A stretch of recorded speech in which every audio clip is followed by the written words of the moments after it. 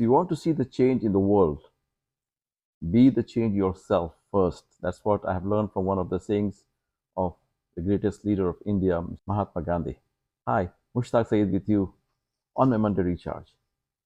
Folks, mostly my messages on Monday Recharge is about motivation, about the way of life, about how to improve quality of your life. And today's message isn't to the similar pattern, but it is basically answering some questions of the youth and some not so young people. It basically involves the entire population of humanity. I was several times asked this question, and I thought it would be a best idea instead of answering one individual at a time to put it on a video like this and let the masses of people listen to it. And this is only my personal opinion from the education or knowledge or experience I have of life. I do not want to take any disclaimer of anybody's life or any culture, religion, or any matter for that matter. The question I was asked from few people is that if they have a situation in a breakup of a relationship, whether it's a breakup in a relationship before marriage or a breakup of a divorce after the marriage, or if it's some of the partner has lost their partner, should we marry a second time or third time or fourth time? Doesn't matter. Should we get involved in a different relationship or a new relationship after being affected by a damaged or lost relationship in the past? This is a very important question, especially for the youth. And as I said, it does not end up only with youth, even with the people of an aged, I don't want to say an older people, but not so young. Doesn't matter which age limit. There is no limit of age in getting into relationship because a human nature requires a human connection. It is important for every human being to get into relationship at any stage of life, and this is a necessity of human nature. Yes, I have had arguments with few people who say that it is not required, and I do understand in some religious or some cultural values it is not necessary that a marriage is involved or a relationship is involved. So that's why I have initially taken this disclaimer that I'm not going to talk about any religious beliefs or any cultural beliefs for that matter. It is just my personal thought. Whether you like it or not, whether you take it or not, is your choice. The answer to that very important yet very simple question is that should you get into a new relationship after a breakup or a divorce or a loss of partner? And to my knowledge and experience, yes. Yes, with some explanation. In most cases, people, when they have a breakup or divorce, they are usually in a doubt where they think we already had a problem with previous partner. What is the guarantee that I will have a better partner or a better person in my new relationship after I do it? I'm better off on my own because I'm self-sufficient. I can do and I can enjoy my life all by myself. Now, I take it in different perspective and I'll try to explain. My video today might not be the short 3-4 minutes video, but I'll try to summarize it as quickly or as short as possible.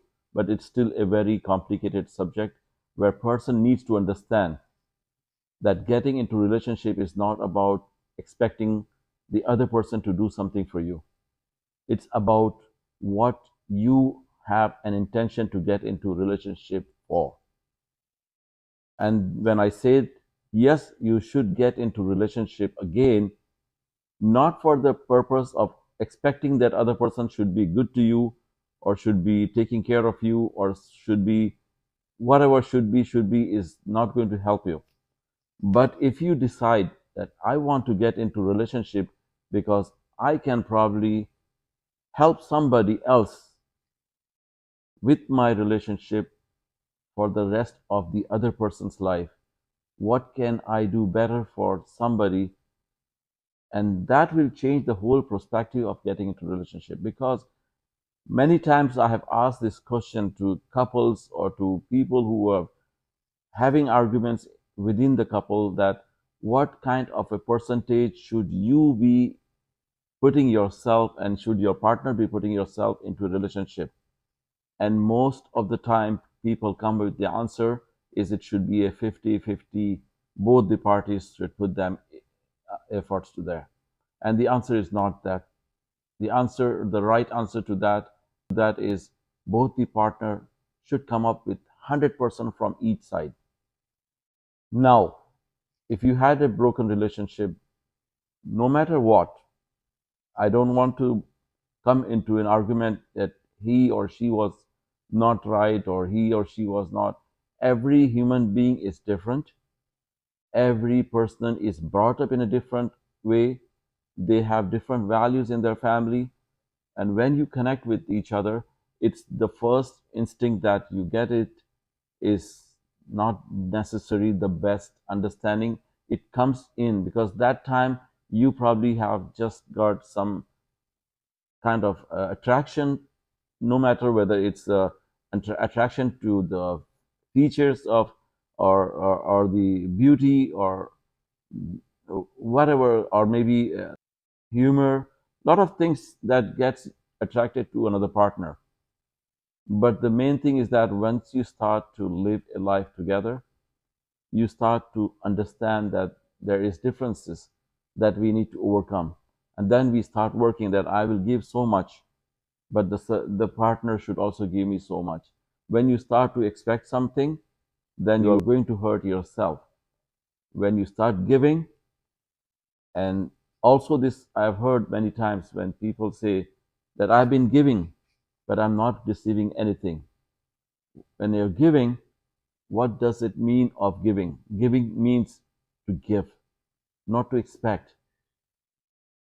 If you are expecting that something has to come up because I gave, then that's expectation. And expectations will always hurt you sooner or later. You just keep giving, and then the question comes, how long should we keep giving? The thing is up to you. If you realize at any stage that I'm giving and I'm not getting anything, though I'm not expecting, I do not want you to suffer. That's why you have decided to move on, and you can move on with the life. That is fine. But then don't start blaming or trying to play a blame game on each other. Move on and start your life all over again. Very simple. It may not be acceptable by most of you, but a simple analogy that I can give you is that you go to a restaurant and you tasted some food, you ordered a food and you don't like it. The food was really horrible. You don't stop eating that food for your rest of your life. You will probably go to another restaurant some other time. You will start learning to cook yourself and so on and so forth, but you don't starve yourself to death. When you have issues in your life, especially with your partners, it doesn't mean it's the end of life. It is a new life. You got to start it. God knew it very well that human being needs a partner, and that's why he created a female for Adam. No matter which religion we follow or what culture, this is the fact of life that Adam was the first human being on the earth, and then he needed a partner, and God created a woman from him. There is a reason for that because that human being will need some kind of partner throughout their life. Sometimes it's that at the adult time, sometimes even at an elderly age, you need them. If you stop taking that responsibility or taking that initiative to create a new relationship, you are blocking your ways yourself for future. And yes, you could be self-sufficient at this moment. You could have your brothers, sisters, parents, family members to support you, or you are self-sufficient yourself. But down the road, nobody knows how and what things will change to. It could be your health, it could be your age, it could be an incidental situation where you are going to be needing somebody next to you. And that doesn't mean any physical need. Even sometimes you need somebody whom you can just talk to and understand the feelings of each other, comfort each other at any stage of life, even if you are 80 plus in your age. Yes, I mean 80 plus in your age. You do not have to suppress yourself by putting yourself all by yourself alone just because you think that your age is enough. It's not about you, it's about the other person. If you can, if you are self sufficient and can have a relationship with somebody of your age or if an elder age or younger age, that something that matches your need, you are not helping yourself, but you're helping somebody else down the road. You can take that. I don't know how much time you have in life or your partner has in life, but the number of years, it could be just few months, few years, or many years together. You could be giving and taking blessings from your partner. So that is one of the reasons why you should get involved. Now I have also heard questions because, and that goes usually with the youth, is that they lose confidence that I have had a breakup, I've had a divorce, I have had lost my partner. I don't think I have energy, or I don't think I can have courage to go back into another relationship. Now, that is up to your own thoughts, your own belief. If you think you cannot, or if you think you can, you're always right. But you have been created by your Lord to do everything and anything that you want to do in your life at any stage of life, at any conditions of life. I have seen people healthy enough, sharp enough, educated enough, have every potential, and they don't have hopes to continue with their life, and they do not want to get involved with somebody else because they think that they have lost everything once they've lost the relationship. That is not the truth. I've also seen people who are physically challenged.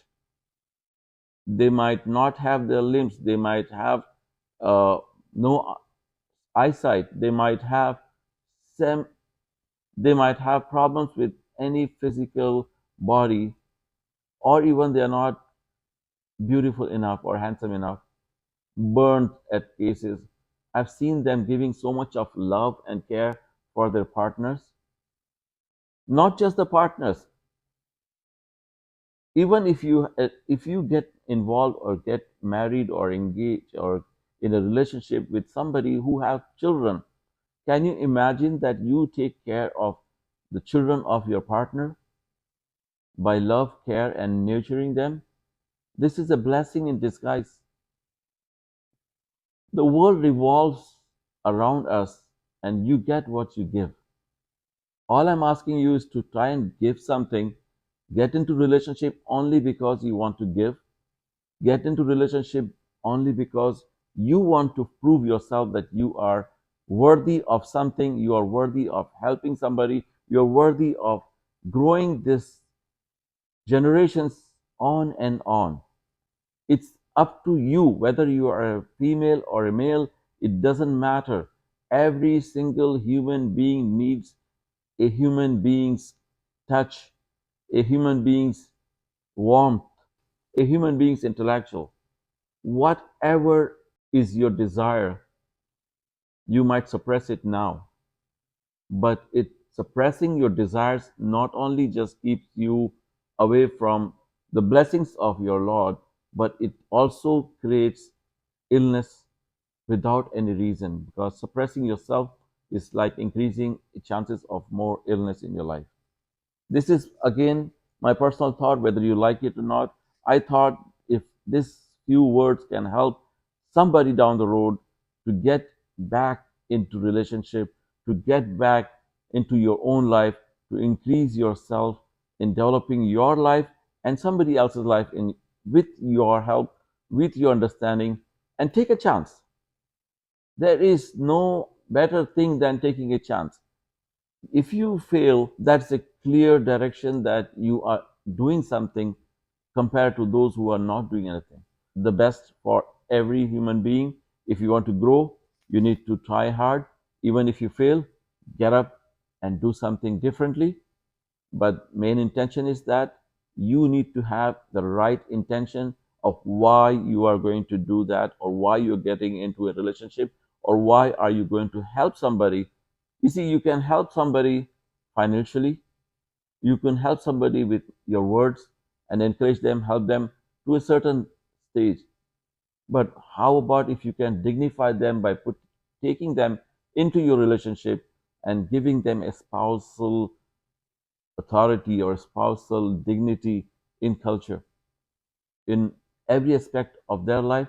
Once you start giving that, you will see the reciprocal situation, whether it comes from the other person or not. It will come to you from Almighty, from the Lord of the universe, from the blessings of your God.